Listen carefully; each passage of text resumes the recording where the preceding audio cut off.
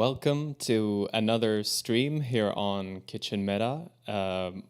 As you can see, of course, we're doing Harry Potter TCG today, playing games.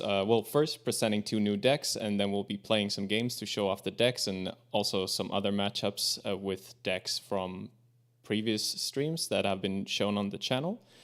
If you're new, you don't know how to play, there's a link to the rules video in the description.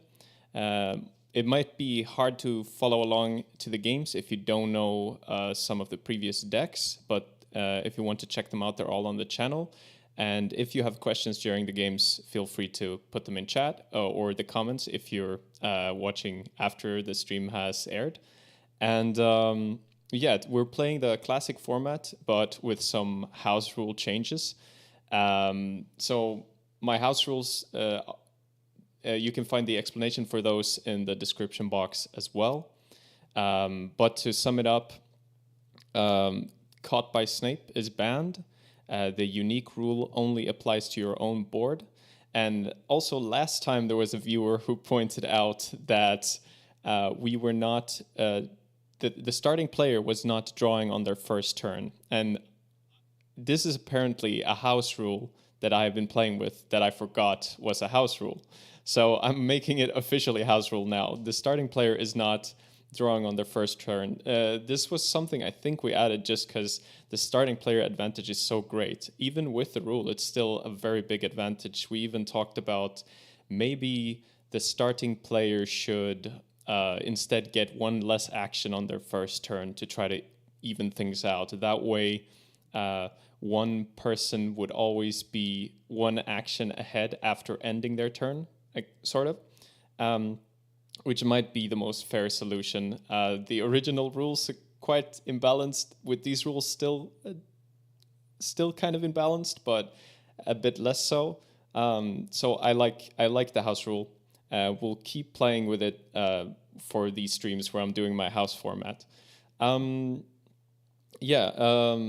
Anyway, if you have any suggestions or if you want to see a particular matchup on this stream, you can put that in the comments or the chat. And now I'm gonna get to the decks of today. So let me pull up the actual game section. All right. So we have a bit of a theme today.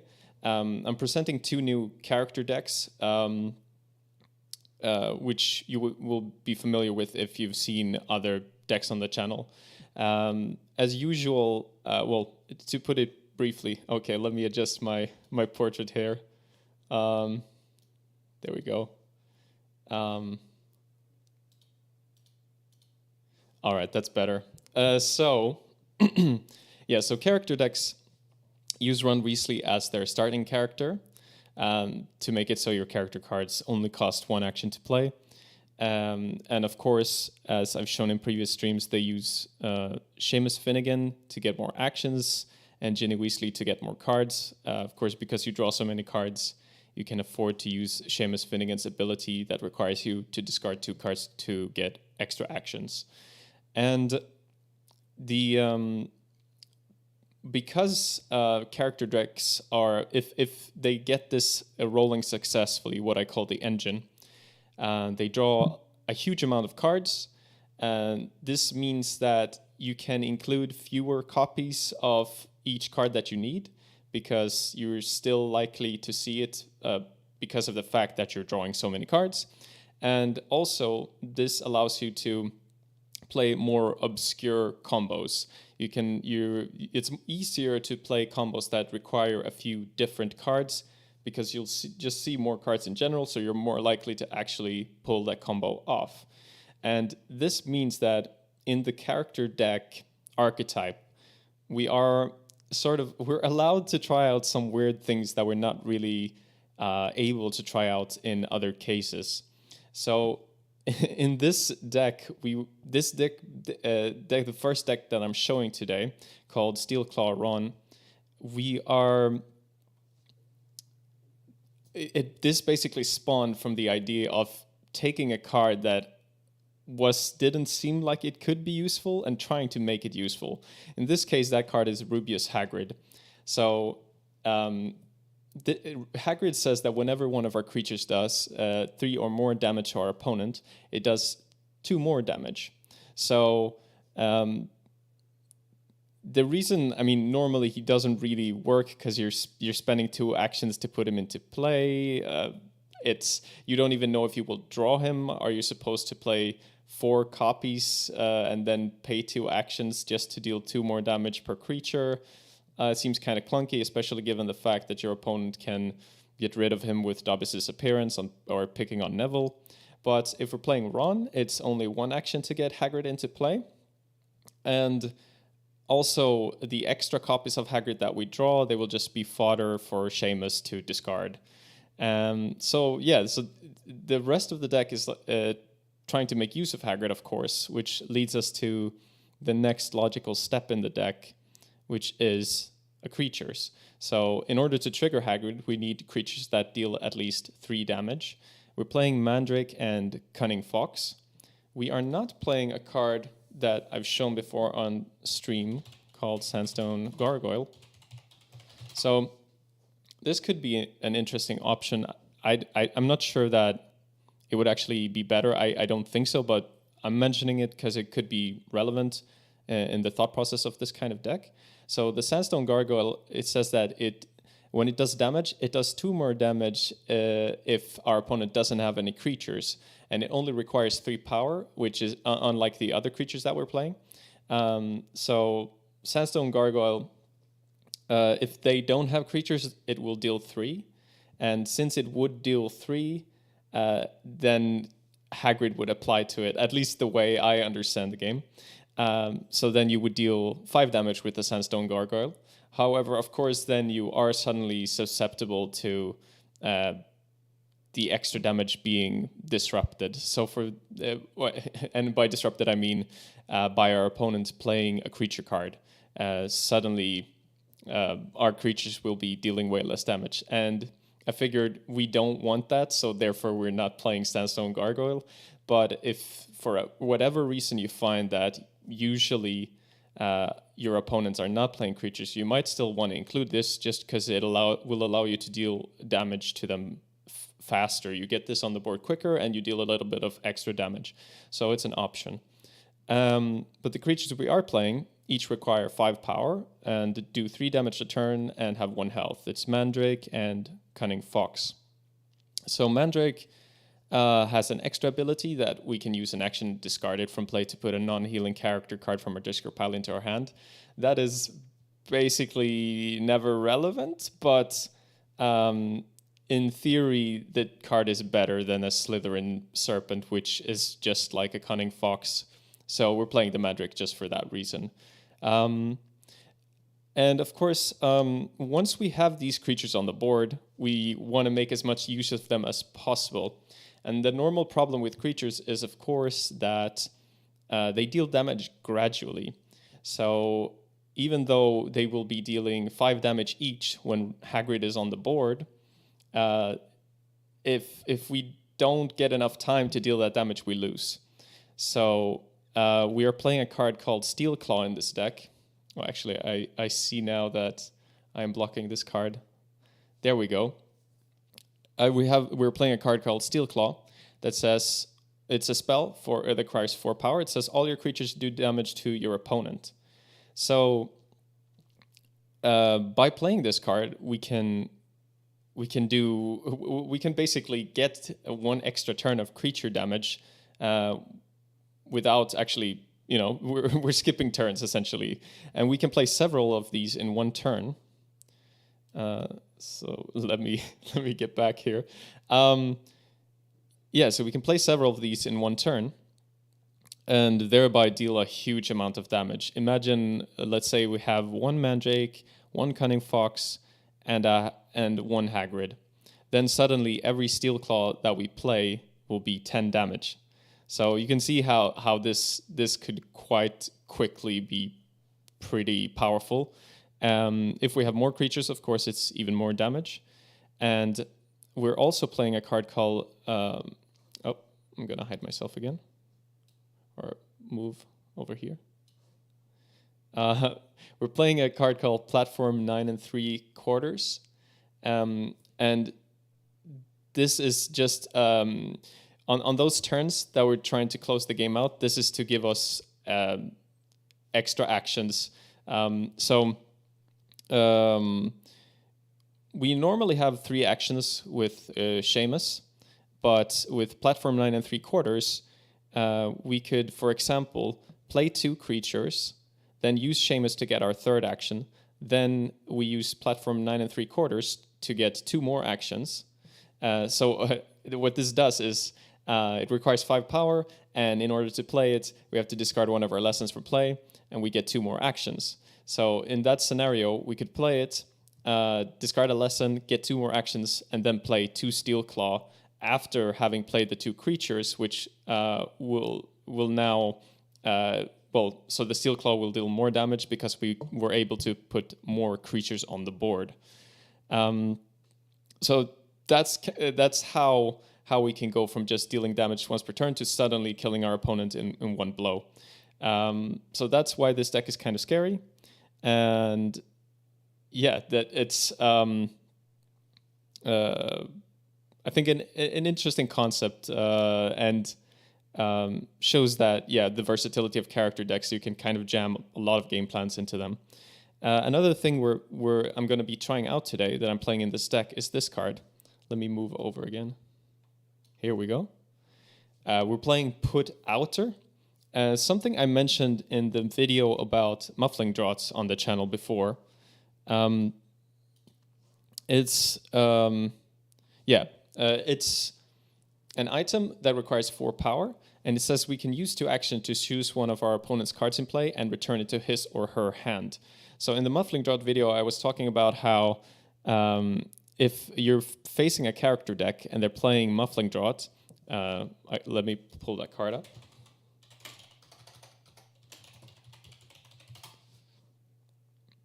Oh, there we go. That prevents us from playing spells for 1 turn. Because of their draw with Ginny, they can draw so many cards that they are always able to play a new muffling draught, and then they can change these so that we're basically never able to play spell cards, which for this deck would mean we're not able to play our platform 9 3/4, our Steelclaw, or even Dobby's Disappearance. That we're playing 4 copies of course. I talked about it in previous deck videos, but let me move my face again. So with Put Outer, what we can do is we can return their Ginny to their hand over and over and over again. And by stopping the draw of other character decks, we are stopping the fuel that allows them to do all kinds of stuff. For example, the muffling draught lock, but this is really an effective way to deal with any character deck, I think. So it's a way to slow the game down, which is perfect for a deck, again, that relies on creatures that deal damage over time. So we're trying out this Put Outer. I've actually never played it in a deck before, but this is the idea. We can slow the game down and give our creatures enough time to finish the game off. So in this way, we're hoping that we're going to be good both against character decks and every other kind of deck. And this might be a card that I will play in a lot of decks in the future if this is effective. This is one of the things we will be exploring today. Yeah. So the rest of the stuff is quite obvious. As I said from a previous stream, we have... I've showed this on previous streams, so Dobby's Disappearance. You can return one of your opponent's cards and you get an action back. Incredibly good card. Then the rest of the deck is, of course, we're playing some lesson cards. So we have 6 Care of Magical Creatures, 7 Transfiguration, because those are the kinds of power we're playing. And we have some normal characters like Argus Filch, 1 copy, Marcus Flint, Madame Pomfrey for some healing, Sprout to just give us a power, and she's a character, so she gives us extra draw from Ginny. And McGonagall, same, except she lets us get rid of an adventure, which is incredible. We're playing 2 Dean Thomas, kind of a fodder card for when our opponent plays Picking on Neville. but the draw is good. You can search him out with the Fat Lady as well. Hannah Abbott, that I've shown on previous streams as well. She's able to get cards back from our discard pile, so she makes it very easy to play multiple copies of Steelclaw, because we can play one Steelclaw and then get Steelclaw back with Hannah Abbott. And of course, Hagrid, as mentioned, the Fat Lady who searches out Seamus and Ginny, which are the the main pieces of the engine that I talked about before. So that is the first deck of today. So let's jump into the other one, which I call the 4-action Ron. So again, on this same theme, this again is making some otherwise bad cards good, or not necessarily that bad, but like not great cards. In this case, well, we're not focusing as much on this, but in this case, we're playing 2 copies of Oliver Wood, which is a character that says once per game when one of our spell cards that needs Quidditch power does damage, we can have it do 8 more damage. And so by using this, we can basically do 8 damage in one action. It's not like a revolutionary thing that will changes the entire game, but it's a nice little addition that in other cases you wouldn't be adding Oliver Wood to your deck. But so because of we're playing Oliver Wood, we're also we're trying to play Quidditch cards, of course. And the reason the deck is called 4-action Ron is because apart from just playing the Fat Lady, Seamus, and Ginny, so we have Seamus to get our 3rd action every turn, we are playing Angelina Johnson, who gives us an extra turn before our an extra action before our turn starts if there is a match in play. So if we have both Angelina and Seamus, we can get 4 actions every turn, which is pretty crazy. You can even search out Angelina with the Fat Lady, which is kind of nice. So the rest of the deck is, again, just trying to support this plan. So, of course, in order to make use of Angelina, we're playing some matches. We're playing 1 Gryffindor match, where the match is won by doing 12 damage, and the prize is that the winner gets 2 more actions on his or her next turn. But the main one that we're playing 4 copies of is 3-month-long match, where to win, we need to do 30 damage to our opponent while it is in play, and then the winner gets to do 15 damage to their opponent. Then we are, of course, as I showed in the Angelina deck on the channel, Quidditch Pitch is quite a nice card when you're playing a Quidditch deck that relies on spells. Well, I guess any Quidditch deck would probably rely on spells. But this one basically, it lowers the power requirement of all Quidditch spells by 2. It applies to our opponent as well, but it's kind of uncommon to face a Quidditch deck, so most of the time this will just give you 2 power, essentially. Then, of course, we need to be playing some lessons, so we're playing 12 Quidditch lessons. We're playing just 1 copy of Escaping the Dursleys because it's kind of a weird pick, but we want to have some way to punish our opponent if they are not respecting adventures, so we're just playing 1 copy just in case. If they don't put down a Filch or a McGonagall, we can punish them by putting the Escaping the Dursleys into play. And then, of course, looks like I need to move my face again. So, so we need to be playing some spells that deal damage. One of them that is the best one that I showed in the Angelina video as well is Fouled. That does 4 damage to our opponent, and on their next turn they get 1 fewer action. Unfortunately, this does not stack, which is something I found out recently. So essentially, all effects like these are calculated in a phase of your turn. So Fouled is calculated there as well. So if your opponent is gaining any actions after that phase, then Fouled will not get rid of those. So let's say you play 2 Fouled, and they don't get any extra actions in their action step or whatever, then they end up at 1 action. and then they use Seamus to get 1 extra action, then the second foul that you played would not retroactively get rid of the action that they're gaining. So in most cases, playing 2 fouled will not make them lose more actions, but it will still deal more damage to them. But yeah, unfortunately, it's not that good, which I previously thought. But still a powerful card, and if we can play 1 of these each turn, we're limiting the amount of actions that they get pretty severely, especially against decks that cannot get extra actions in any way. Then, actually, right before the stream, I made some changes to the deck because I felt it was a bit light on spells. And one of those changes was to add 4 copies of this card, ouch. And this simply does 5 damage to our opponent, and if they have any cards in their hand, they need to choose 1 of them and discard it.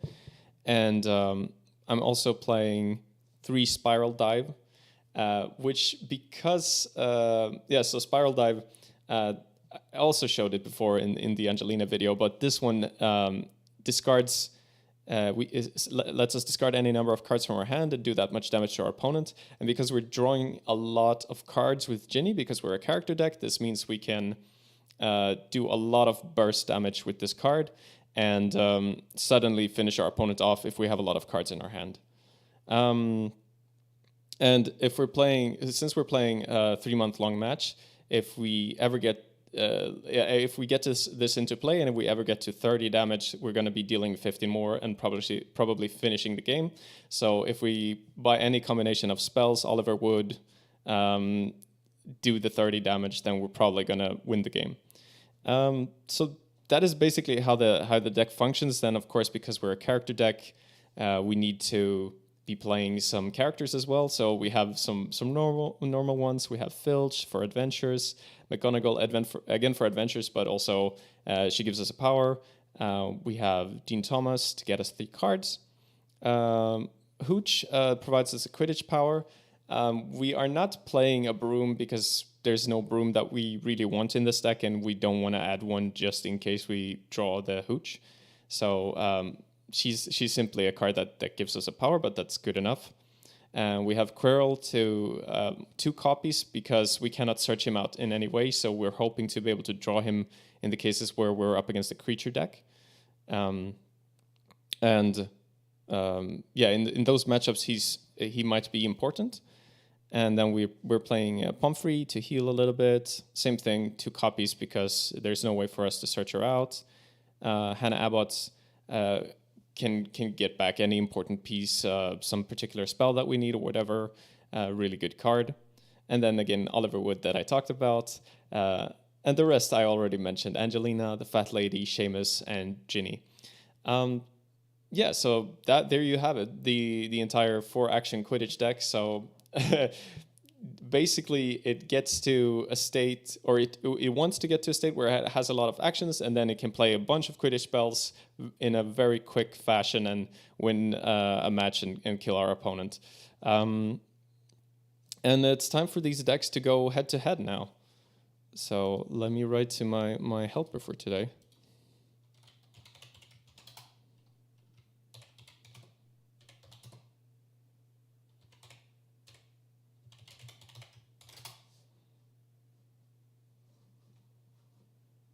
And I'm going to create a game because it takes a little while on this site.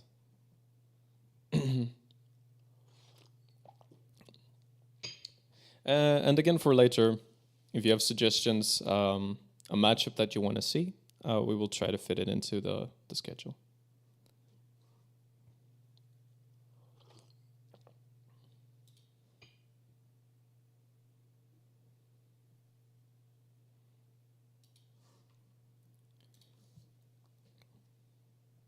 All right, so I'm going to be playing the Quidditch deck to begin with.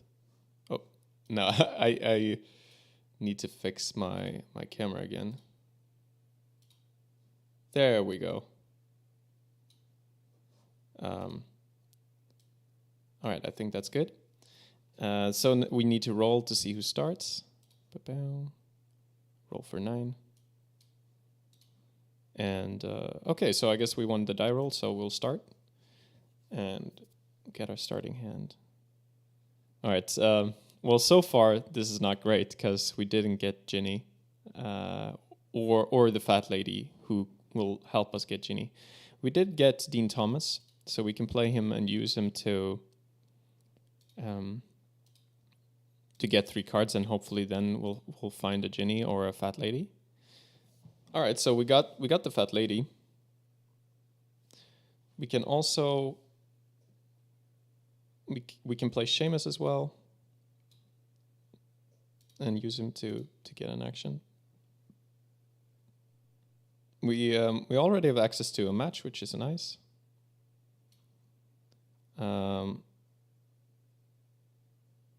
So yeah, so we can get rid of one of the matches, and the Seamus we don't care about. So we'll put the fat lady down as our last action. So next turn we'll be able to get Ginny out, and we can also search for Angelina. So unless he can get Ginny out this turn, we will be ahead. And yeah, and I think we have a good shot. So the problem in this matchup, especially if you don't start, of course, is that Dobby's disappearance can stop our Ginny draw. And even if we had a way to deal with Dobby's disappearance, there's also put outer to put Ginny back in our hand. So it's important for us to get a lot of draw before he's able to start disrupting Ginny. Because after that, we sort of have to survive on the cards that he gave us. Okay, so this is really nice because we just top deck Ginny, so we don't have to search for her. We can still get 3 actions this turn. So we can get Angelina, I think. That's what I'm going to try to do. So we play Ginny. We use the fat lady. And we can also, after we get Angelina, we can play her by getting an extra action from Seamus. So we'll discard the Spiral Dive and the Lesson, because probably we'll draw another copy of Spiral Dive at some point, or we'll draw Hannah Abbott to get it back. So it's not really our concern right now to keep this card. And yeah, this is looking good. So next turn, he doesn't have a way to at this point disrupt Angelina. So looks like because we're starting, we will pick up speed fast enough that he doesn't disrupt us in time. So starting next turn, we can get the match and the lesson out, and then we'll have 4 actions every turn. So this is going to be amazing once we get there. Yeah. So these I'm not sure if these character decks are the best. I haven't refined them that much, but it's cool to show how wide of a range character decks have. How many different things you can try to do with them. All right, so now he searched out. I don't remember which one he searched last turn, but basically what he did last turn was he played Fat Lady and searched for one of these 2, and now he searched for the other one, played Seamus, and used him, and then played Ginny. So now he has both on the board, but we get to draw 6 cards this turn. 5 for Ginny and 1 for a normal draw. Okay, this is good. So we want to get the match into play, of course.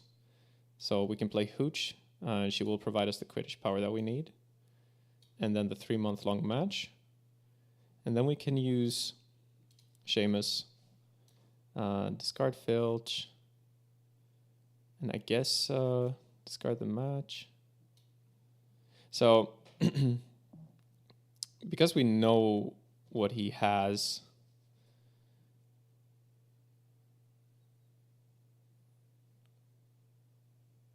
I'm not sure where I was going with that. But Yeah, we'll just play a Quidditch lesson. There we go. Yeah, this is looking amazing so far. So next turn we'll have an extra action from 3-month-long match.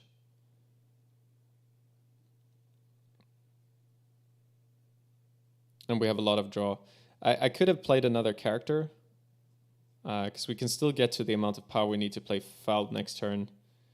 But I just figure that seven cards per turn is going to be enough. So I'm not in a rush to play more characters right now for that reason.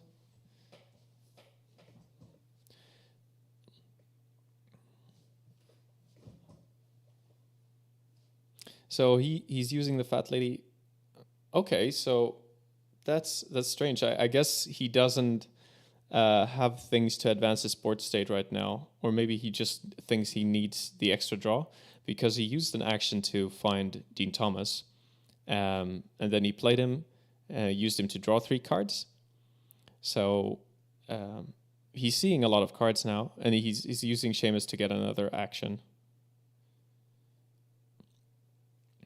Because if he had cards that give power, the highest priority for him would probably be to play at least 2 cards that give power this turn, because that would enable him to play Dobby's Disappearance next turn, except in the case where we played fouled, because then he would still not have enough power, even if he even if he has 2 more power cards. However, that would, if he could play 3 cards that give power, we could not stop him from doing that. But okay, he played Hagrid, and then he passed to us. So we get to draw 7 cards this turn. We have an extra action from Angelina. So we have, with Seamus, we're going to have 4 actions this turn, which is insane. So that means we can, so we're at 2 power. So we can play Quidditch Pitch, that's 1. We can play a Quidditch Lesson, that's another 1. So that's 2. And then we can play Fouled and Ouch. And that's all of our actions. That seems good. So we play a Quidditch Pitch, play a Quidditch Lesson, use Seamus. So now we're basically at 5 power, because Quidditch Pitch lowers the cost of our spells by 2. So we don't need more power, which means we can afford to discard these lesson cards. We'll play Fouled, so he'll be at 1 less action.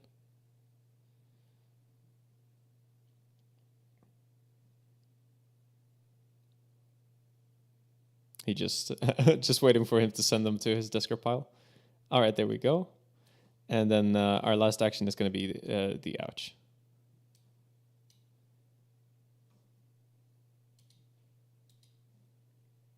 So this deals 5, and he has to discard a card. And I'm going to add a counter here to show that we have dealt 9 damage with this.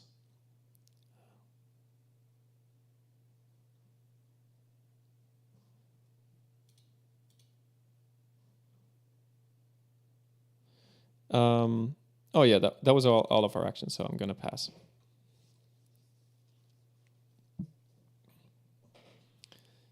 Yeah, looks, we're very far ahead, so looks like it's going to be a seamless victory. Fingers crossed. I don't see much of a way he can come back here, because he's not even able to put Ginny back in our hand this turn. Which means we'll be totally undisrupted for our entire next turn. 4 more actions. That could possibly even be lethal. Because if we deal 21 more damage, then we can finish this match. And that's going to be it's going to be game.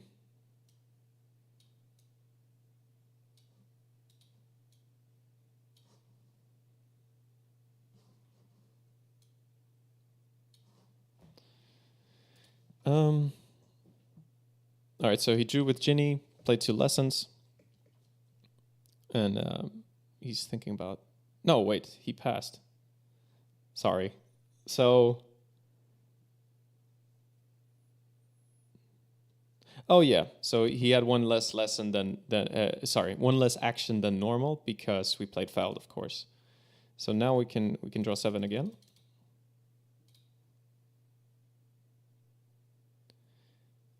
And okay, so let's think. If we can deal 21 damage, we'll win the match, and that will in turn mean that we win the game because he has 26 cards. So if we deal 21, he has 5 left, and then 50 more will kill him. And we have 4 actions. We have Hannah Abbott. So playing her will cost 1 action. She can get 2 cards back from our discard pile. And which means we can get Spiral Dive back. And we can also get Ouch back. And then we have 3 more actions left. So those actions can be playing Oliver Wood, then playing the Ouch, that's 13. 13 damage, and then Spiral Dive needs to deal 8. So let's calculate it. So we have 12 cards in our hand now. Playing Hannah puts us at 11 cards. After using Hannah, we're still at 11 cards. Then playing Oliver Wood and Ouch will be at 9 cards. Then playing Spiral Dive will be at 8 additional cards. So it looks like it's exactly lethal. Okay, I hope my math is correct here. So I'm going to play a Hannah, use her. I'm going to shake her just for extra clarity. Discard 2 Ginnies. We'll get... oh, no. Not sure what happened there.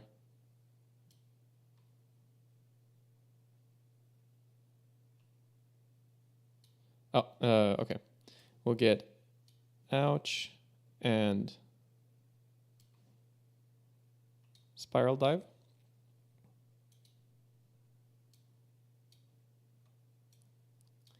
Then we play Oliver Wood. Then we use Ouch. So we are dealing 13 damage. Yeah, and my math was correct. So 13 damage. That's going to put us at 22 damage on this one. I'm okay. The cards may be a bit too big. I mean, it should make it easier to actually read what they do, but sometimes they obscure things. Okay, and then oh, hold on.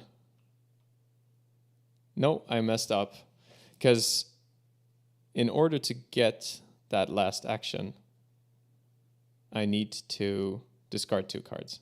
So I fucked up. Because if I discard 2 cards now, then Spiral Dive does not deal enough damage. All right, so I'm just going to play a fouled. That should still win us the game, but yeah, that shows how easy it is to miscalculate things.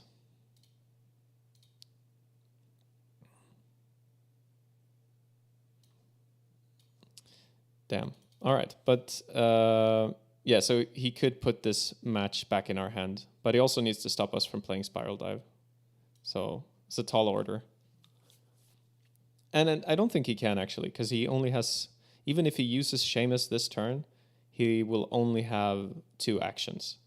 So he's in quite a rough spot.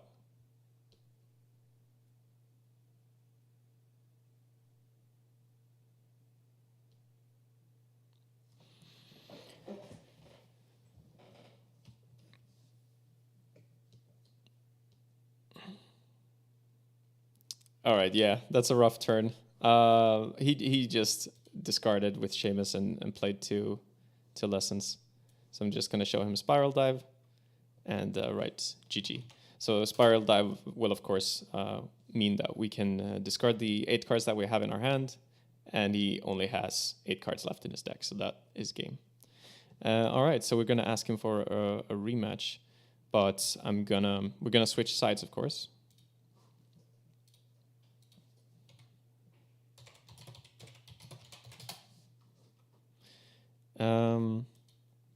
Yeah, so now you get to see this matchup from the other perspective. So yeah, and usually with the character decks, you can see that who goes first makes a big difference, but also, of course, who gets Ginny rolling the quickest. Because, yeah, the sooner you get that draw, the sooner you... oh, he rolled. Oh, looks like we need to re-roll.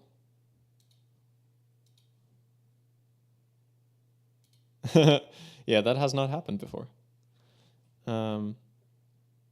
Okay, so it looks like we won the die roll again. So unfairly enough, we get to start once again.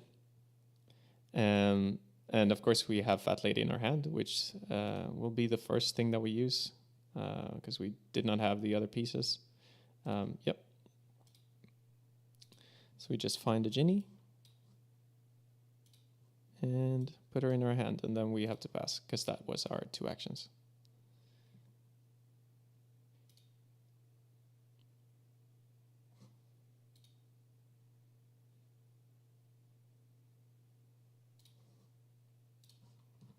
So yeah, so next turn we can use the Fat Lady again to find Seamus. Then we can play Seamus, discard 2 cards to get an extra action, and then play the Ginny.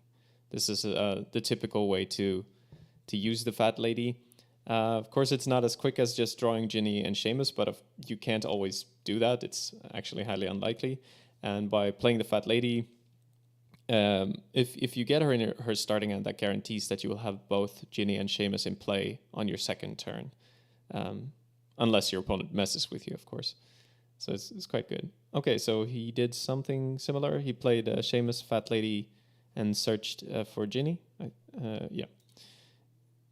So we draw our normal mandatory card, and then we do our normal plan. So we find Seamus somewhere. There we go. So we're going to play Seamus.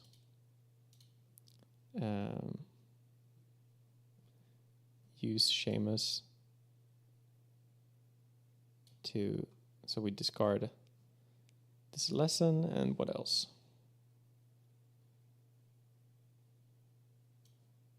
I guess another lesson. And then we'll just play the Ginny. So we will get the Ginny draw before him. So we'll be ahead on cards, but technically he's not ahead on actions either. If he started, he would be ahead on actions with this Seamus. Or if the player started at the same time, then he would be ahead 1 action because he used Seamus 1 more time than we did, or he will once he uses him this turn. I guess only if he does. Maybe he doesn't want to because now he doesn't have that many cards in his hand. Okay, so he plays Angelina Johnson and Ginny. Okay, yeah, he does not use Seamus. That makes sense. He probably has some valuable stuff that he doesn't want to get rid of, or he might not even have anything that's really that valuable to play. Okay, so we'll draw 4. And this is okay, I think. So we want to get some power into play. And then I think we also want to play Hannah. Because we will want to use her eventually, I think. And she'll give us extra draw. The one thing, though, with using her is that it means we get our creatures on board 1 turn later. But I think that's okay. It's only 3 damage. And the cards could actually be more impactful. So, yeah, let's play Hannah. We'll use Seamus here.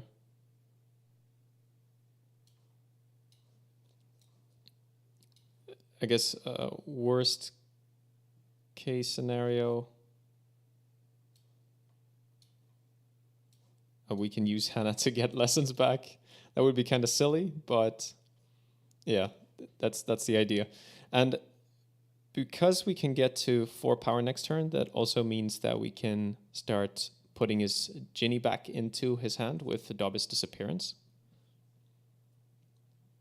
So he draws with Ginny. 5 cards.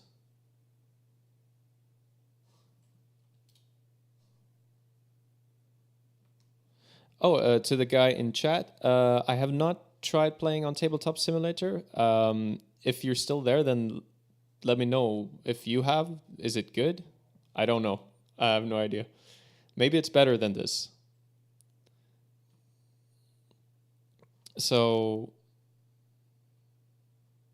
Quidditch and 3-month-long match. So this means that he will start getting extra actions every turn from Angelina.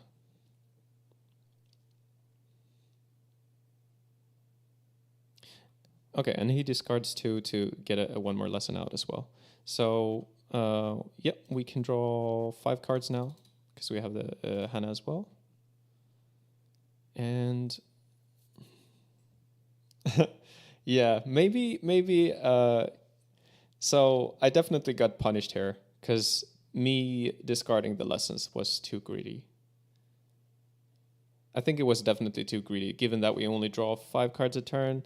We're not really sure that we will find 2 more cards that give power. So now we actually have to use Hannah to get lessons back. But not only that, because I made that mistake. No, actually, it wouldn't have mattered. I was thinking that. No, yeah, because I made that mistake. We also can't get to 5 power this turn, so that's kind of a big miss by me. But yeah, we'll make the most of this. So we'll use Hannah. We'll discard Seamus and Ginny. Get care of magical creatures and the transfiguration back.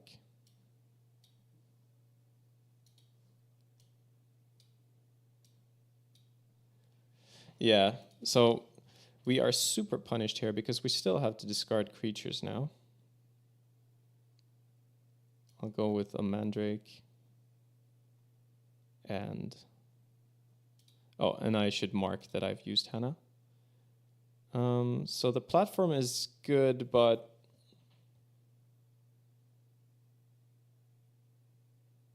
it's not relevant yet. Okay, I'll get rid of the platform. Maybe I'll regret that as well. But don't want to take too long here. So I'm going to target Ginny with this.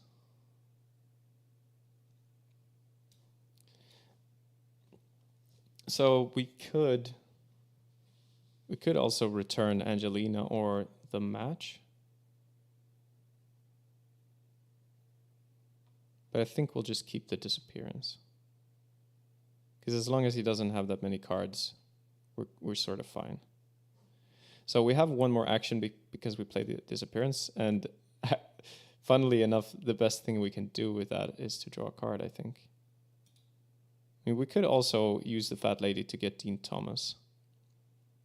I wonder if that's better.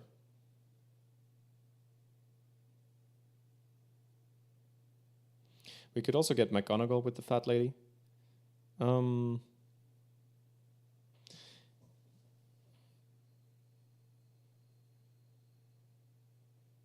I kind of like.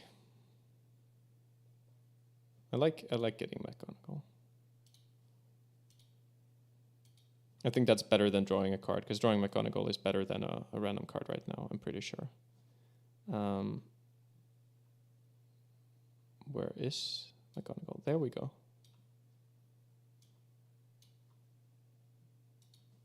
So we'll put McGonagall in our hand. And of course, he is actually playing 1 adventure in this deck, so McGonagall is slightly relevant. But other than that, of course, she provides a power, just like a lesson. But because she's a character, we get more cards from Ginny. So there's more reason to play her. So he plays Ginny, of course. He has one more action.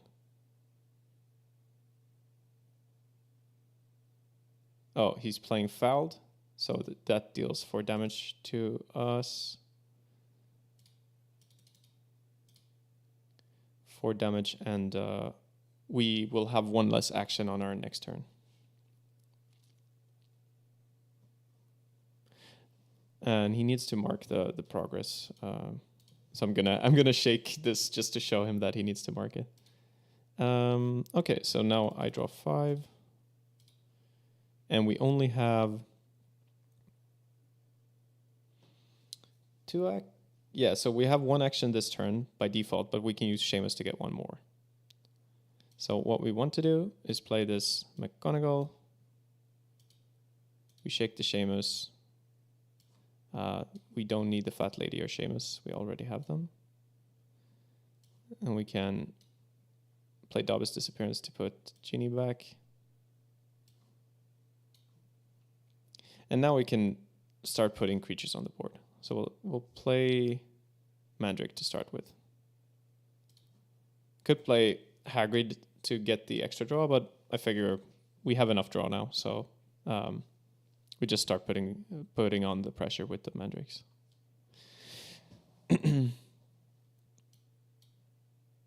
Yeah, and as long as we draw into more Dobby's Disappearance or put Outer, we can always get his Ginny back into his hand and sort of limit his options. Oh, he's using the Fat Lady. He's probably going to get Dean Thomas to draw some cards. So I guess he's not satisfied with what is in his hand.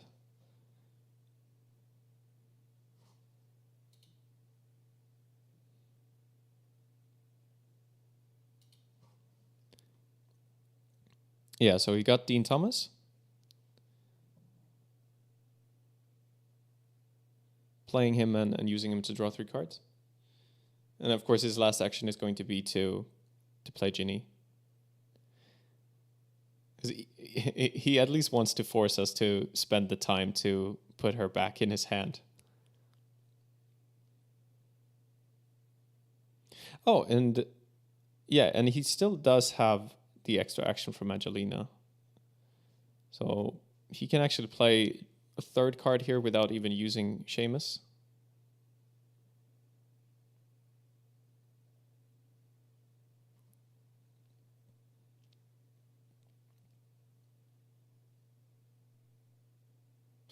I think it's probably quite important here that we find a way to disrupt Ginny, because the fact that he has so many actions is kind of scary.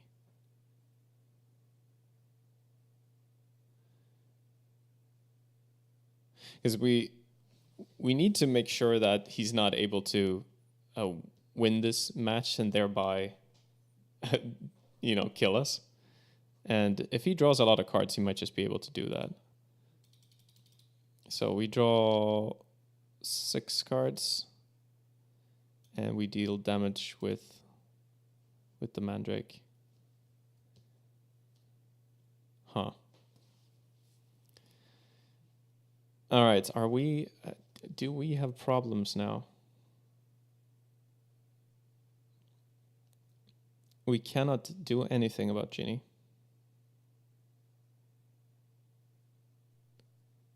That is unfortunate. Yeah, so that the little mistake I made earlier with discarding the lessons might actually decide the game. So I'm trying to think if we can somehow deal enough damage to win the match right now, because then we would win the game. But with a platform, we can at most get to... we can play 2 cards, then use Seamus, and then play 2 Steelclaw. So what we could do is play a Mandrake, play Hagrid, use Seamus, and then we'll have 1 action, play Platform, then we'll have 2 actions, and play 2 Steelclaw. And that would mean we deal 20 damage, which is not enough. If we had 1 more action, we could also play the Cunning Fox, and then it would be enough. but it's not. So what do we do then? I think what we do is we just put as many creatures as we can on the board. Unfortunately, this opens the door to him just just playing Quirrell and putting all the creatures back in our hand.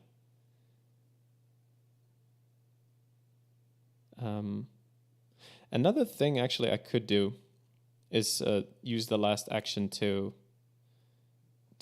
play another lesson, because that could allow us to play more creatures in one turn with platform 9 3/4.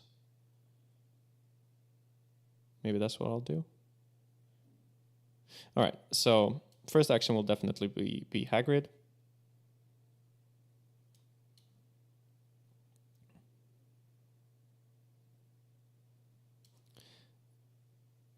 Second action, Mandrake. And yeah, so if he doesn't put the Mandrakes back, we know for sure that we'll win, because we can play Cunning Fox and 2 Steelclaw, and that's enough. So last action, we will just play Lesson. Because this potentially, if we draw more of these platforms, then we can have, if he does put the Mandrakes back, we can have one more action, which could make a difference.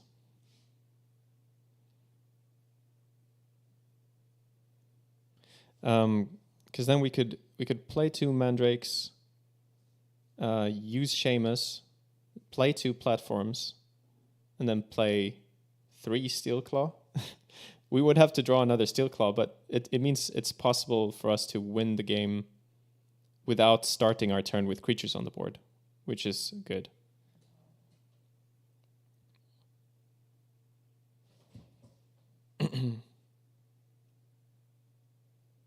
So he's drawing, of course, and he should not be able to... Yeah, there should be no way that he can deal 26 damage this turn with spells and thereby win the match. So the question is, how does he best spend his time?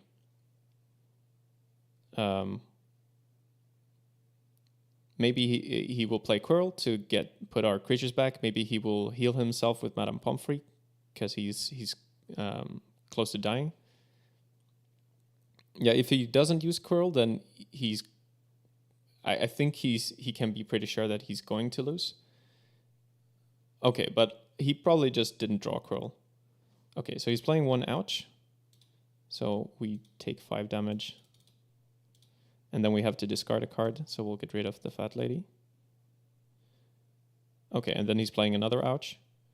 So we'll take 5 more damage.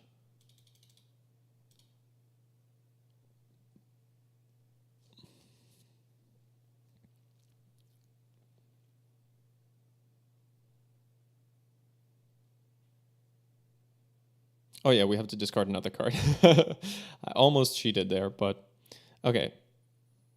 We just discard a lesson. We don't care about the lesson. So now he's going to be at 14, yeah. So he needs 16 more damage to win the match, but since he didn't get rid of our creatures, we're going to win this game. Or this turn. Just waiting for him to pass. Oh yeah, he has 1 more action because of Angelina. Guess he plays the Filch just to get more draw next turn, if the genie stays on the board.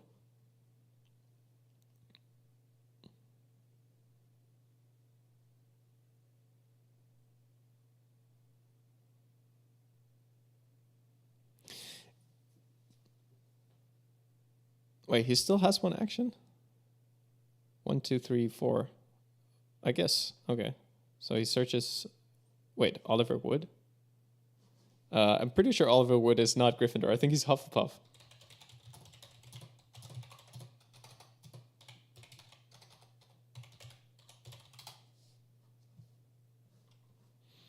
just checking, but I'm pretty sure about this. Oh, okay.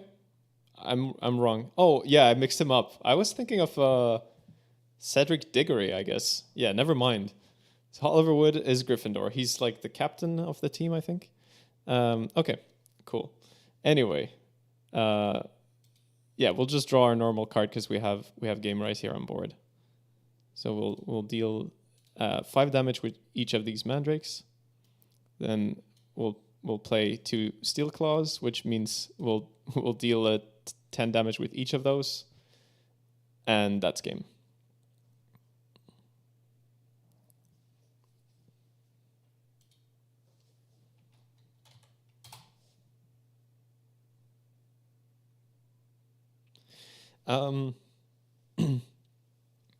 Yeah, so as you can see, once these decks get rolling, they can do crazy amounts of damage in one turn. And actually, technically, we also win the match here, dealing 15 more damage. Yep, so we did. I did win both games, but I also started both games. I'm gonna take a short break, and after the break, my plan is that I will play the this Steelclaw deck against the Ron's help deck, which now plays the Muffling Draught. And before I talked on the channel about how to disrupt Muffling Draught potentially by playing creatures or by playing Put Outer, and actually in both of those things are present in this deck. So I think it will be interesting to see how those two things fare against each other, and that's what we'll be doing after the break. So I'll see you very soon.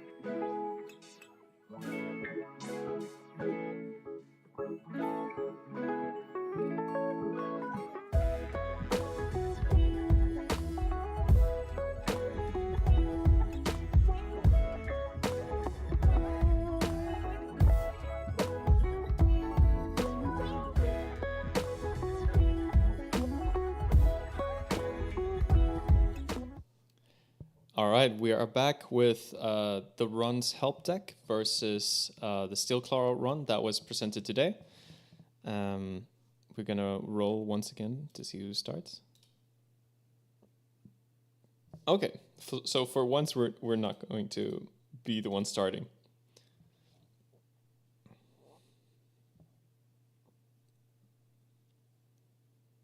Decent starting hand. We have access to Seamus right away, and we have the Fat Lady so that we can get Ginny.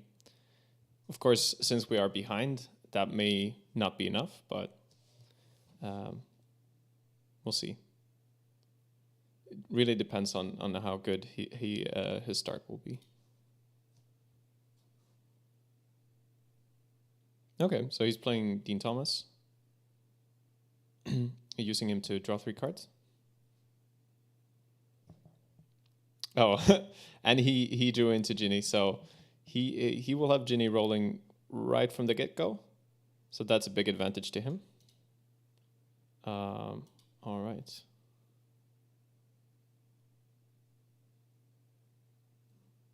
So we draw the put outer, which we want for later. So I think the best we can do this turn is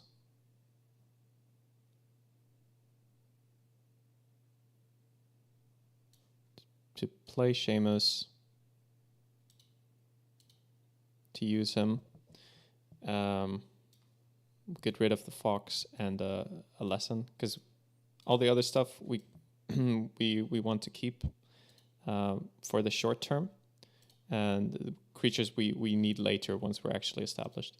So we'll use we'll play the Fat Lady as our second action, and we use her to get Ginny into our hand. And then, there we go. It's back to him.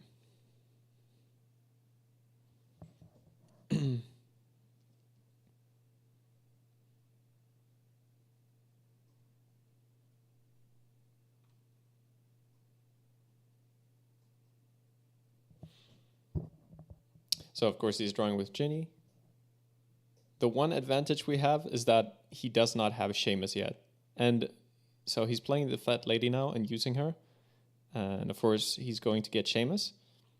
But yeah, this is pretty great. Well, not pretty great, but like I'm happy that he was not able to play Seamus this turn. That buys us a lot of time. Okay, so we get our mandatory draw. All right, so we drew Madame Pomfrey. So we can play Ginny. We can play McGonagall. And then I think we want to aggressively establish the draw and Hagrid. So we don't want to lose an opportunity to gain an action. So I'll keep the put outer. That's part of our plan for this matchup, to stop him from drawing. So we're keeping it, and now we'll be drawing 6 cards per turn. And hopefully that's enough to see the cards that we want to play. Again, it is a bit risky to be discarding lesson cards, because it's not like we have infinite lessons in the deck. But in this situation, I feel like we wanted to do that.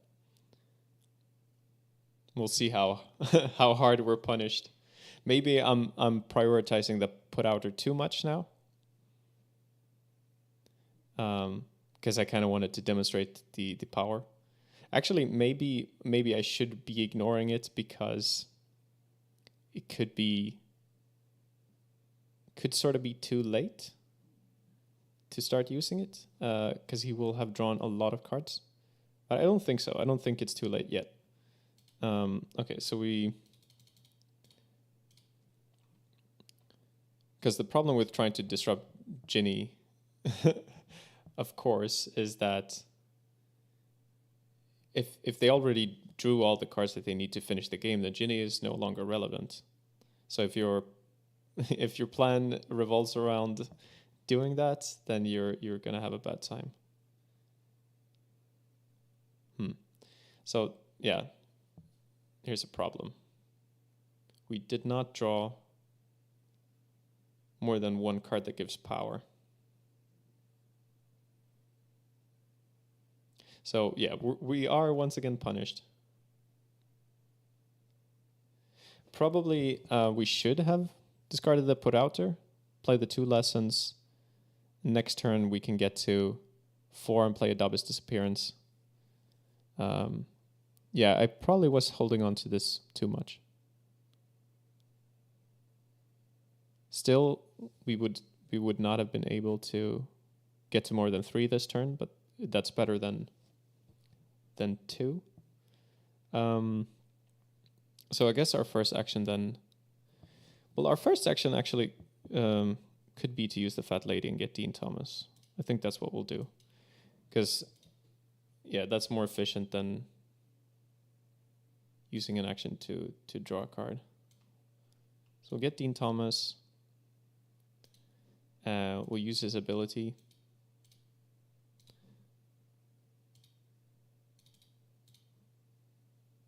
And now we have to use Seamus so we can get 1 more action. So we don't need Hagrid. We already played Hagrid. And we don't need Seamus because we already have Seamus. And now we can play a Transfiguration. And of course also having Dean means we draw 1 more card each turn. So it's not only for those cards. I think that was the best line given the situation. So at least now we can return his Ginny to his hand next turn. He still has 16 cards in his hand, but when you're using Seamus every turn, you're spending a lot of cards. You're spending 2 to use Seamus, and then you're playing 3 cards. So that's 5 cards. So you actually burn through cards quite quickly. So I still think if we disrupt Ginny here, it's still going to be relevant. Yeah. And the idea is if he plays Muffling Draught, then we get our put outer out and then we can bounce Ginny. But okay, so he's not doing that. He's just playing a bunch of Charms Lessons. And we, of course, we have no choice but to draw, even though that gets us closer in range to his kill combo with Venomous Tentacular Juice. Okay, so good news is we will have enough power to play Rubeus Disappearance.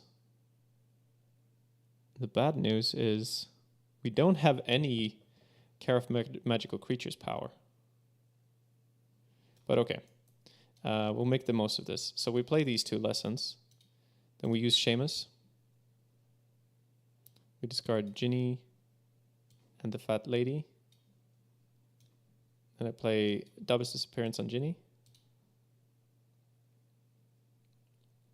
And Rubeus Disappearance, of course, gives us 1 action back. And then we play the put outer. So now we have the put outer established. I think it's better to play that than to draw for cards because we'll draw more cards with Ginny next turn anyway. Still, if he already drew the cards he needs to finish the game, then there's not much that we can do.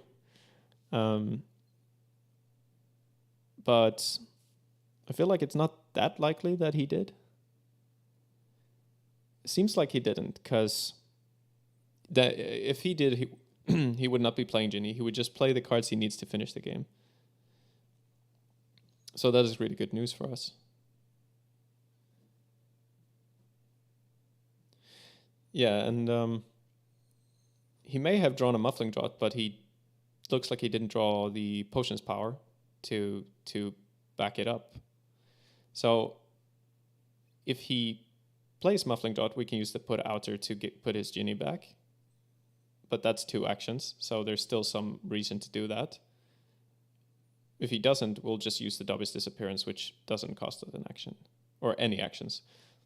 So it's still worth it to play the Muffling Draught, just to have us spend more actions, I think. Okay, so the rest of his actions was playing Potions, McGonagall. Okay. Yeah, we still need 1 more power, so we still need to draw with Ginny, even though that gets us closer to kill range. So what he could do next turn now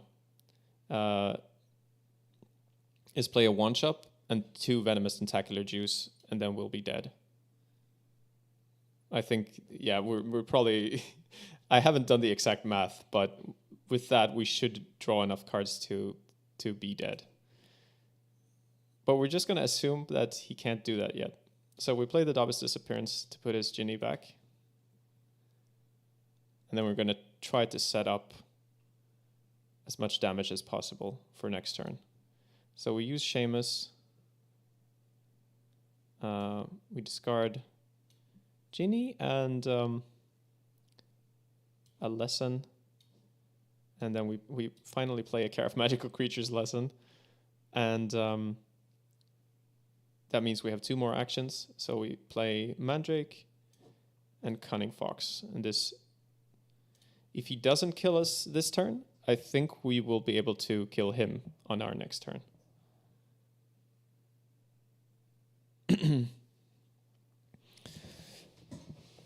If he plays Muffling Draught now to stop us from playing Steelclaw, then we use the Put Outer. So then it would finally be put to use.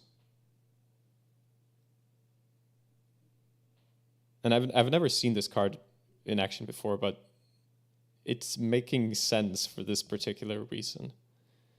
Because then we would have our creatures on the board, they would continuously deal damage. And even though we're spending 2 actions on the Put Outer, okay. Yeah, even though we're spending 2 actions on the Put Outer, we're stopping him from fulfilling his game plan. It's definitely worth 2 actions to stop him from drawing 6 each turn, especially when we have 3 actions each turn. Okay, so his first action is to play the 1-shot, which doubles the power of all his Charms lessons.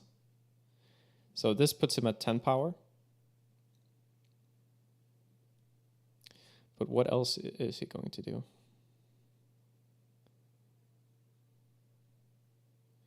So Quirrell, of course, would be really good for him here. Because if he plays Quirrell and returns our creatures to our hand, the Put Outer is also put back into our hand. So then if we want to disrupt Ginny, then... he's asking if he can take back playing Ginny, and I'm going to say yes. Because we're just playing friendly games here. But anyway, so yeah, if he played Quirrell and return all of these, then in order to disrupt Ginny with Put Outer, we're spending our entire turn, and then we're...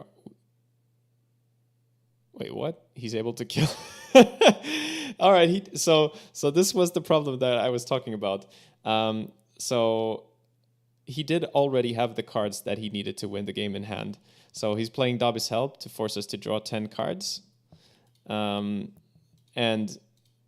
And that'll put us at 18 cards. And then he plays Venomous Tentacular Juice that forces us to draw twice as many cards as the amount of cards we have in our hand. So having 18, we would then have to draw 36, and we would be dead. Which we are. So we can write GG.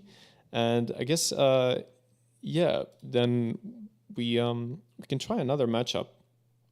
I wanted to... So before that, I just wanted to say that we did have kind of a slow start in this game, and I feel like I see the utility of Put Outer. I think it could be a good idea. It wasn't really shown in this game. Well, it kind of was, because it showed that if he didn't have this, then Put Outer would stop him from establishing it, or at least would force him to use actions to draw for cards to get to his combo. So it seems to do its job in that sense. Okay. So I think the next matchup I want to try is the Quidditch Ron.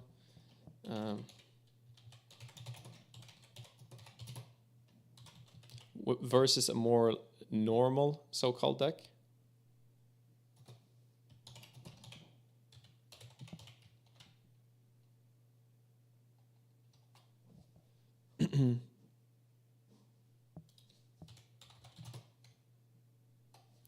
We've seen a lot of those matchups, but I think one we haven't seen a lot is against the adventure deck, so let's try that.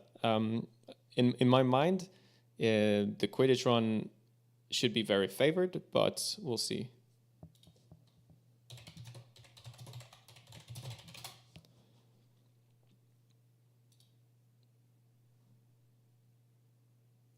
Yeah.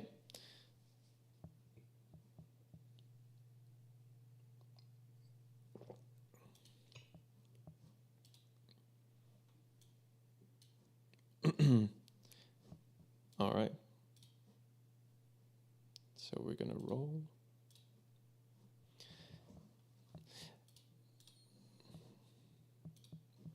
Yeah, and this is to show the variety here. Well, the variety. It's to show some different perspectives on the game, because I've already shown a lot of the McGonagall matchups, so I wanted to show a bit more of this kind of matchup. Even though I think character decks are very favored against kind of Fred and George style. All right, so we get to start because we rolled higher again, and we got Fat Lady on our starting hand, so we're gonna play her and we're gonna use her to find a Ginny. And then we pass back to him. So Fred and George allow him to basically play an adventure for one action instead of two. So this deck is just trying to gain a lot of value by playing annoying adventure cards. And our deck has 2 ways of getting rid of them. We have one McGonagall and one Filch. But we don't have infinite ways. So we might not draw any of those answers, but I'm not sure we actually need them either. Okay, so he's going to play a Care of Magic Creatures and Escaping the Dursleys. So Escaping the Dursleys says that we can't use actions to play any cards except lesson cards. To solve it, we have to discard our hand, but as a reward, we can search our deck for any card, put it into our hand. So we're going to have to discard our hand, but the nice thing is that at least we get to search any card. So we can search Ginny and play Ginny. But before we discard our hand, we can play the lesson card in our hand. This card that says we can play lesson cards. So I'm thinking, yeah, we play the lesson card, we solve Escaping the Dursleys, we get Ginny with it, and then we play Ginny. It seems like the best line. Yeah.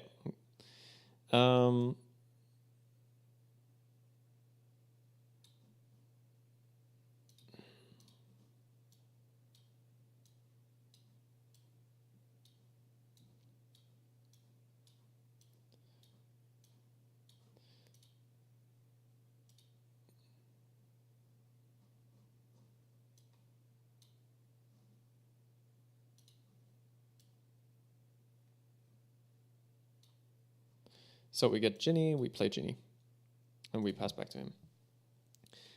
So it hurts a bit. We lose a decent amount of cards, but in the grand scheme of things, I don't think it matters. We get Ginny out, and as long as we do, we'll be on track. And we're definitely ahead on actions here. We just lost a lot of cards, but we will regain them by using Ginny.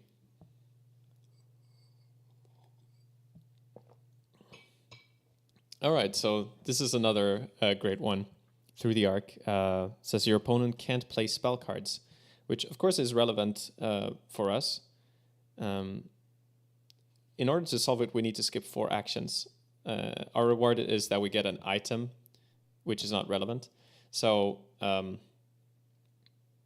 we really hope that we will draw Filch, because then it will be a lot easier to get rid of it.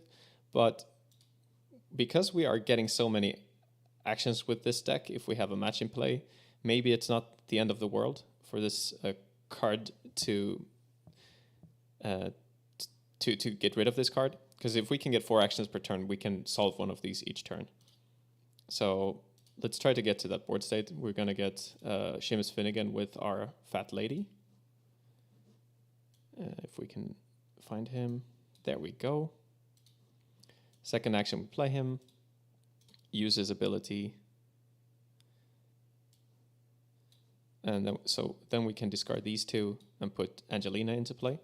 So now we'll be drawing 5 cards each turn, and we just need to find a match, and then Angelina will give us another action every turn. So if he has drawn really well now, he can play a Sandstone Gargoyle. That would be ideal, but it looks like he didn't. So he drew 1 card, and they played the Charms, and then he passed to us. So he doesn't have Sandstone Gargoyle, and he didn't have enough lessons to get to 4 power this turn. So we're going to draw 5. This works really well, I think. So we can play Oliver Wood, a lesson, and a match, and discard these 2 for Seamus. And then we have a match in play that will let us get the extra actions. So this looks great. So we play the match, we play Oliver Wood, we use Seamus to get rid of the match that we can't play, and we play a lesson as our third action. This is looking nice. Now we have 6 cards per turn, and well, we'll have 4, I guess, if since we'll be discarding 2 with Seamus. But we have 4 cards and 4 actions each turn, which is really good. Of course, he has a lead in terms of power, but I think we'll catch up pretty fast. So his turn, he played Black Bat, a lesson, and then Black Bat. So we take 2 damage when he plays the Black Bat. And he passes to us, so we can draw with Ginny to get 6 cards. Oh, I need to mark on the match that he dealt the 2 damage. So we have dealt 0, he has dealt 2. So we're going to draw 6 cards. We have an extra action.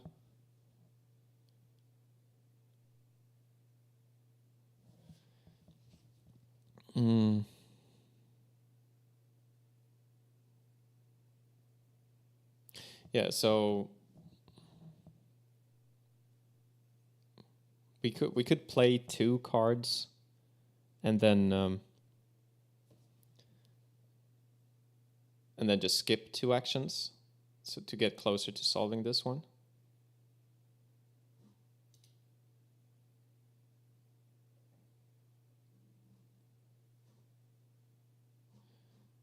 Question is which cards do we want to play?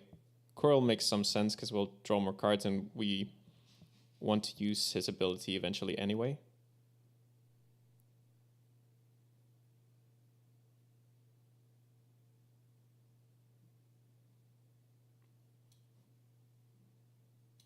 So I'll play Quirrell. That's 1 action.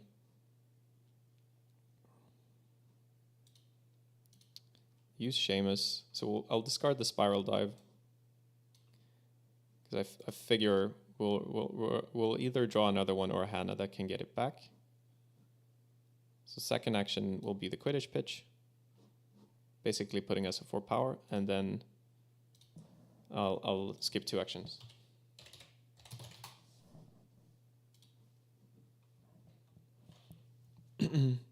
So next turn, we will be able to skip 2 and then play some spells. Unless he overrides it with Fred and George, because they allow you to play an adventure when you already have one by discarding the old one. Okay, so he's going to deal 2 more damage to us with the bat. Oh, this is obscuring. I'll put the match over here so you can see the counters. Okay, makes sense. He's just playing 2 creatures, applying more pressure. So it is slightly scary, but remember, we do have Quirrell still that can put all these creatures back. So, 2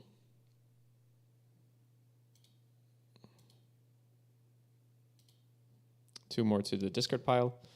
And yeah, we still need to draw with Ginny here. So we'll draw 4 or 5. It's 7 cards. And he doesn't have burst damage in his deck, so we don't have to worry that much about going low on cards as long as we don't run out of cards. Okay, so we drew 7 cards. We have 3 actions by default. We can get one more with Seamus.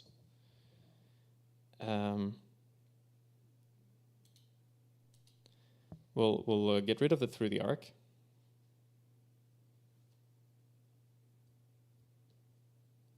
And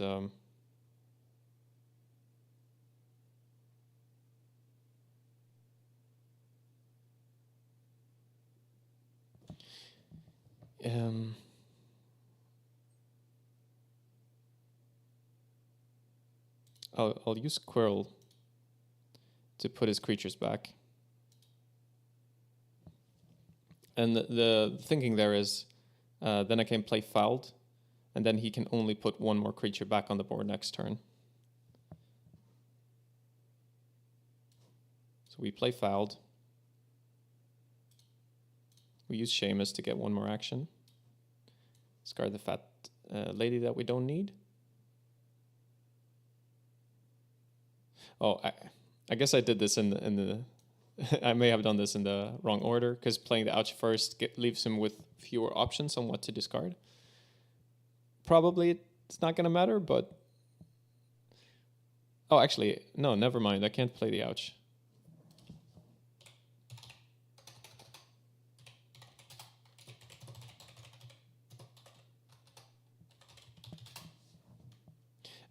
Because, yeah, we don't have enough power. Quidditch Pitch lowers it to requiring only 3 power, but we only have 2 power, so he needs to undo that whole thing.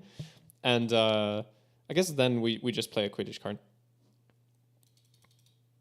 And what I could use Oliver Wood here to do 8 more damage. But if he plays something like Hover Charm to put the match back, I'd rather save the damage for later. So that it's more like, oh shit, I put the wrong amount. It's supposed to be 4.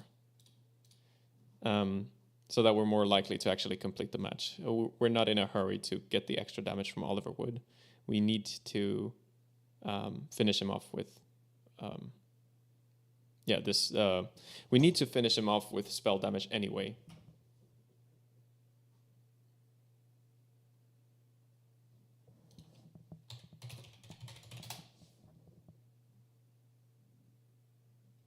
So he missed here that he only has 1 action. He played 2 cards. So he needs to skip 1 of them. So we'll just have to wait and see which one he wants the most. All right, yeah. So, yeah, he's playing Escaping the Dursleys again. So I guess...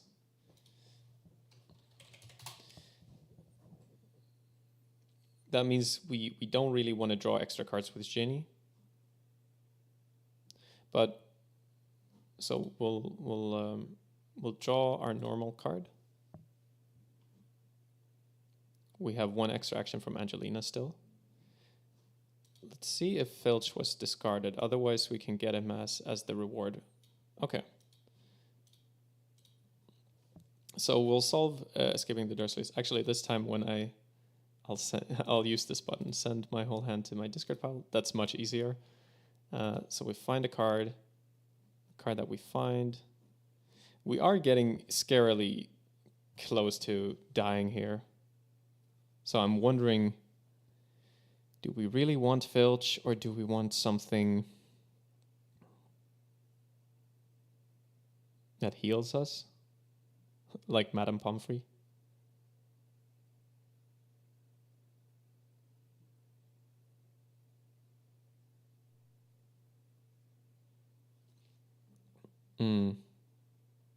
Because it's not that likely that he has another Through the Arc.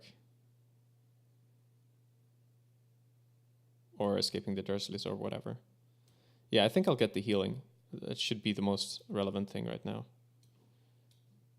So that means we still have 2 actions. No, sorry, we have 3 actions. We have an extra from Angelina. So action 1. Let me think, actually. I could use the fat lady to get McGonagall. Do we still have McGonagall here? She's in the discard pile, but we could shuffle her back. So we could play Madame Pomfrey, shuffle McGonagall back, then play McGonagall.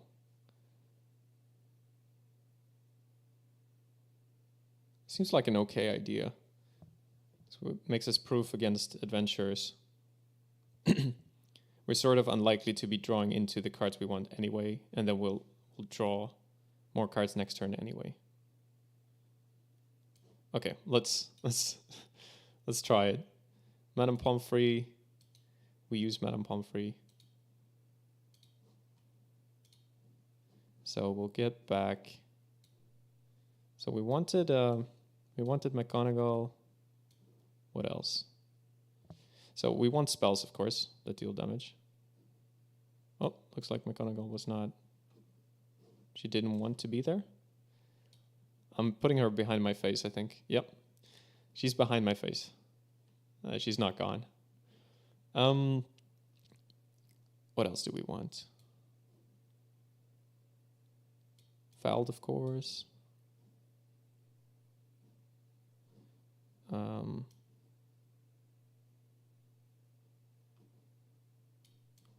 put ouch back.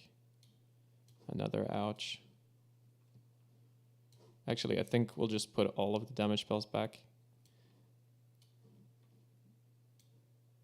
Because I was thinking I would keep some of them there for Hannah Abbott, but we'll keep one Spiral Dive there for Hannah Abbott. Okay, let's see how many cards that was.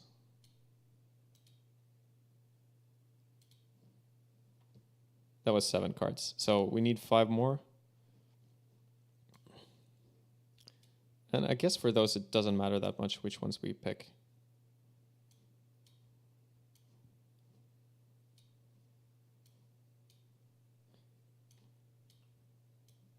So I'll send those to the top.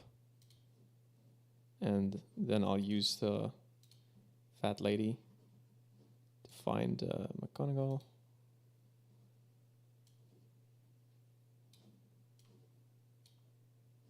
And I'll play McGonagall. All right, so McGonagall can get rid of whatever adventure he plays, and we'll be able to draw a lot of cards next turn. That will be 9 cards. However, we don't have infinite cards left, so we need to be careful, but I think what we can do here is we can win the match before he kills us with the creatures. And I think by doing that, we'll win the game. I think it's going to be enough damage. He still has way more health than we're going to have, way more cards, I mean. So he played 2 black bats. That's going to be 4 damage. And yeah, so he's going to be at 10. And now we draw 5, 6, 7, 8, 9. Yeah, 9 cards. So we draw 9 cards. Those are some good cards. We have 3 actions. So this turn we can deal. Maximum we can deal is, let's see, 15. And then so the maximum we could deal is 19 this turn. We can use Seamus to play another card. Okay. So I'll use Seamus. Get rid of the Quidditch pitch. Because we don't need it. Same with the match. The only way he can interact with the match is returning it to our hand with Hover Charm. So we don't have to worry about not having a match anymore. Oh, actually, we can do 8 more with Oliver. So what happens if we deal... Wait, so it's 15 damage with the ouches. 19 with fouled, then 8 more from Oliver. That is 27. Plus 4 that we already have on the match. That means we have dealt 31 and win the match. So we would deal 27 plus 15. Is that correct? 19. I think it's correct. 19 plus 8. It's 27. We'll deal 15 more. That's a lot of damage. Okay, so we can win the match this turn. So we'll play Ouch. We'll use Oliver Wood. That's 13.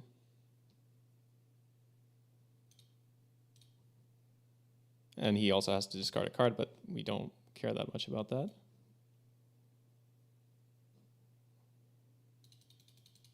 So we are at 17. We play another Ouch.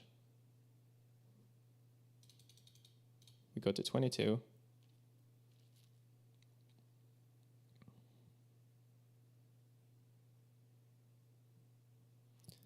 And that should, so this should put him at 2 cards and 1 action next turn. So there's no way for him to survive this.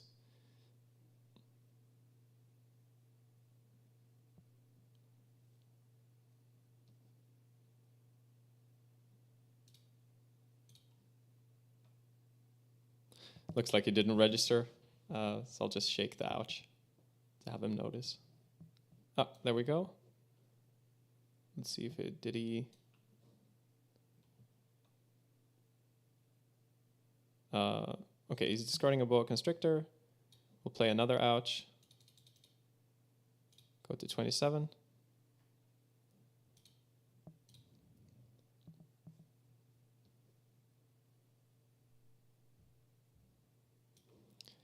And then we'll play Fouled, do 4 more, and also win the match. So that's, in total, it's going to be 19 damage. So he will have 2 cards left in his deck, 1 action on his next turn. We don't care that we lose the match and don't get the extra action from Angelina, because we can always win the game with Fouled next turn.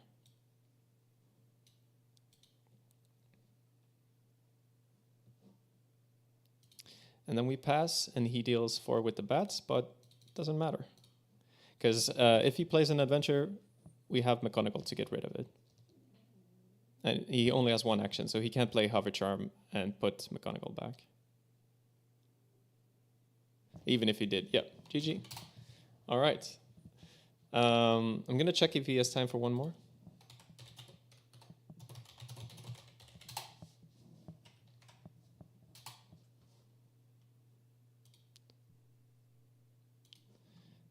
All right, so what I want to try then is I want to play the deck that didn't do so well on the last stream, the Draco Malfoy Slytherin item deck.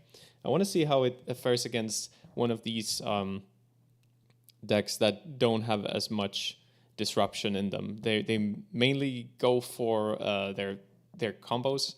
I mean, the Steelclaw Ron has ways to return cards, but it doesn't stop you from playing spells like the Run's Help deck does. And it doesn't discard all your win conditions like happened on the last stream. Okay, so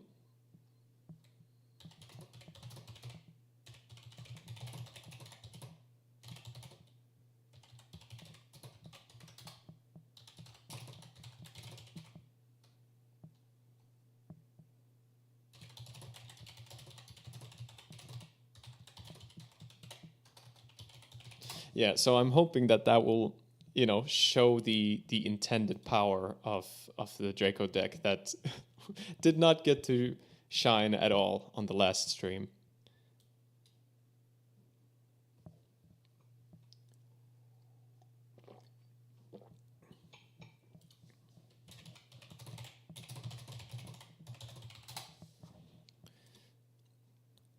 All right, there we go. Yeah, because this could be fun. Because it's going to be kind of a race. The only way he can stop us from doing things is with Quirrell that can return our items, which, to be fair, is pretty bad sometimes. And also he has Fouled to set us back actions. But at least he can't stop us from playing our spell cards to finish him off if we ever get to the power total that we need. So we apparently we get to start once again. We're just that lucky. Yeah.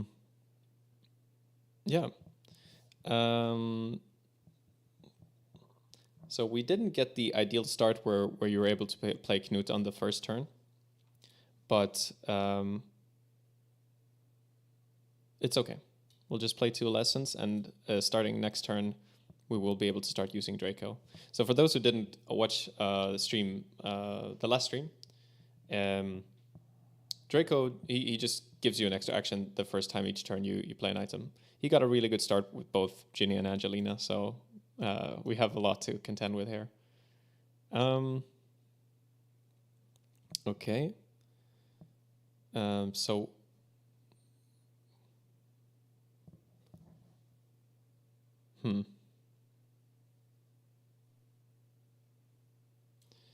I think this turn we just want to play the Copper Cauldron, and we can play the Dragonheart one next turn. So play potions, play a Copper Cauldron. This requires 3 power and requires us to put a lesson back in our hand. And then we get 1 action from Draco, and we can use that to put a Charms into play. So now we have enough power to play the Dragonheart wand on our next turn. So again, the craziness of this deck is how quickly it can get to a high amount of power. Again, it's a glass cannon, but if they cannot stop your finishing spells, then you can get to them very quickly and mess with them. He already has Quirrell though, so he's going to be able to set us back a few actions. Although we are getting extra actions from Malfoy, so it's in a way it's free to play them. Of course, we don't want to be set back in that way, but in a way it's still free to play the items.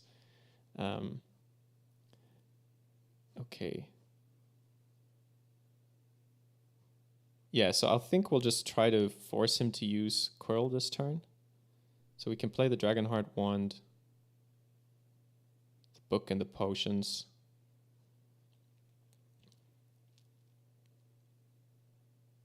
Because if he doesn't use Quirrell then, so let's see. We're going to be at, when we play the Dragonheart wand, we'll be at 8. Then we play the book and the potions will be at 10. So if he doesn't use Quirrell, he's risking losing to the combo immediately. Because he will be drawing with Ginny, so he's going to have a lot of cards, that's for sure. One thing to note that's really good for us is that he doesn't have Seamus yet, which for one thing means he doesn't get extra actions, but it also means he keeps more of the cards in his hand, which makes Venomous Tentacular Juice stronger. So we play Dragonheart wand, we get an extra action, we put the book into play, and we play potions. So we pass back to him.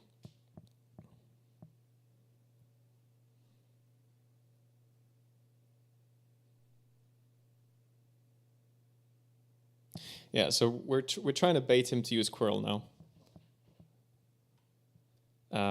Yeah, because if we have 2 Venomous Tentacular Juices now, we can actually kill him, which is something he wants to avoid. And even if we don't have them in our hand right away, we could use the book to draw 3 and find the other one. And then to get the extra action that we need to play 2 Tentacular Juices, we could play a Self-Stirring Cauldron if we have one, and then play 2 Venomous Tentacular Juices. This still requires us to be kind of lucky, but it could definitely happen. Oh, wait, so he's not using Quirrell? I wonder if he just forgot or he thinks that this is not the best time.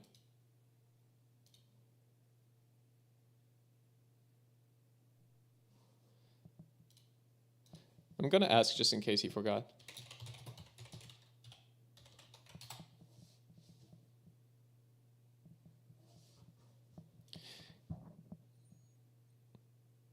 because it seems wrong.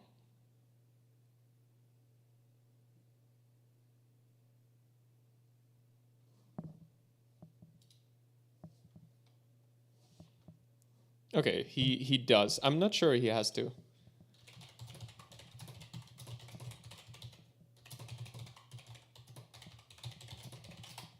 All right, so he does use Quirrell. Puts everything back. That, I think, has to be the correct idea. So then we have to play our stuff again. We play the Cauldron, put 1 potions back because of that. Then we get an extra action from Draco. So we play the Dragonheart Wand. And we play a Potions Lesson. Do we? So we're at 5, 8.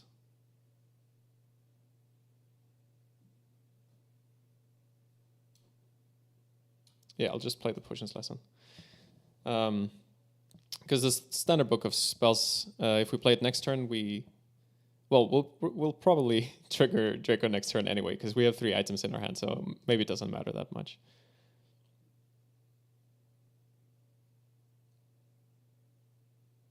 I think the logic here is something like...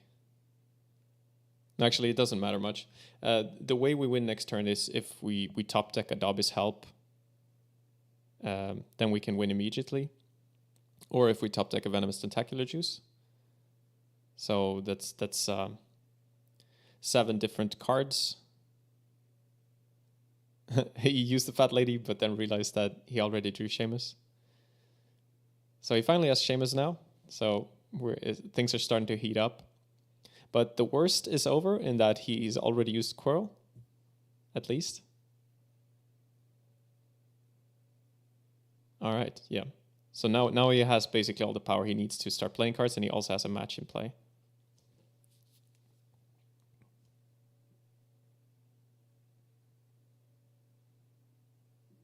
Wait, does he have actions for all of this?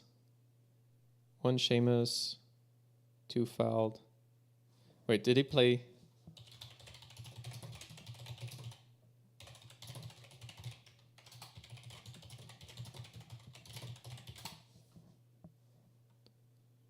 I don't think I missed that he played the match, but maybe I did. I'm just going to ask just to be sure.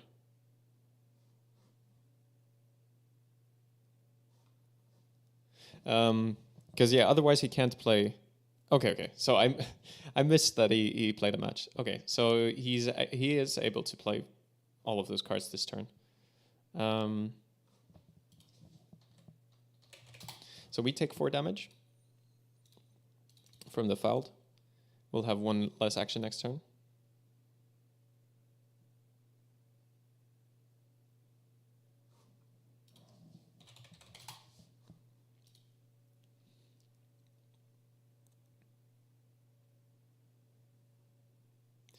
Passes to us, and we draw for the turn. So, this is well, I guess we would not be able to win this turn regardless. So we can try to set up a kill for next turn. And so we play the Standard Book of Spells, which gives us an action back. And now we can play Knut. So if he plays Fouled next turn,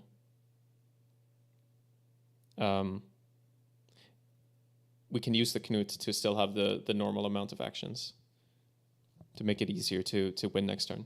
However, Knut is one of the cards where the effective is counted in the same phase as Fouled. So if he plays 2 Fouled on this turn, then Knut's action will also be removed.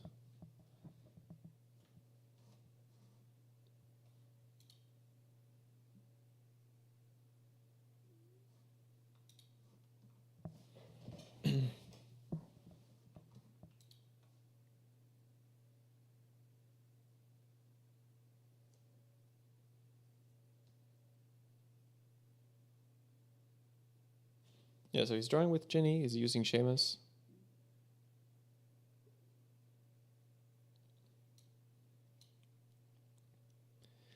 we just need to find the Dobby's Help or the Venomous Tentacular Juice. There's actually 7 cards left in the deck that would mean a kill. We just need to find them. And of course, we also need enough action. So if he plays 2 fouled here, we may not have enough actions for that. We have a way to get around it with Self-Stirring Cauldron, but then we also need to draw that card, so it makes it less likely that we're able to pull it off. It plays fouled, okay.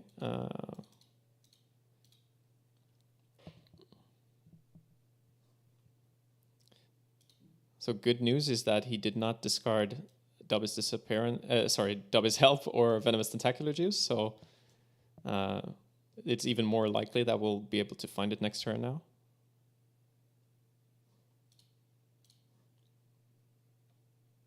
Okay, so he's playing Ouch, dealing 5 more damage to us. 5. Let's see what we lost. Potions, charms. That's awesome. We still didn't lose what we want. We still didn't lose another combo piece. So we'll discard the Knut. So yeah, if he had just, of course he can't know what's on top of our deck, but if he had simply passed, then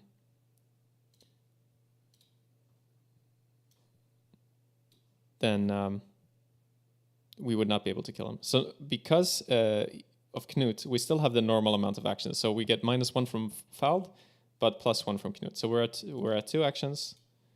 We draw for the turn. Sadly, we did not see the card that we want to see. So we'll use the Standard Book of Spells to draw 3 cards. That's not what we want to see either.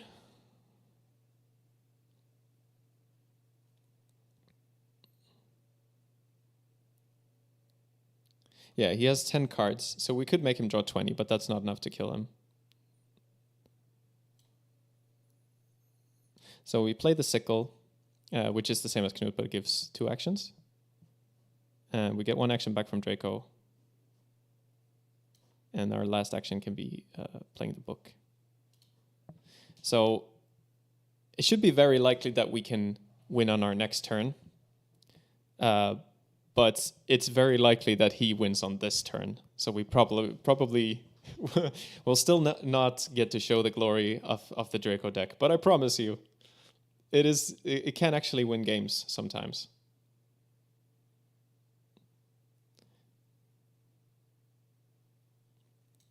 It doesn't look like it when playing now. Maybe there's some way to optimize it to make it nicer. Okay, he plays Oliver Wood. Plays Ouch. So that's 13 damage. Because he's using Oliver Wood. So that's very problematic. And he's probably going to play another spell to win the match now. Oh yeah, he has Hannah Abbott, so I can just concede because he can get the spells back with Hannah Abbott. Yeah, he does play fouled, he wins the match, and he deals 19 damage.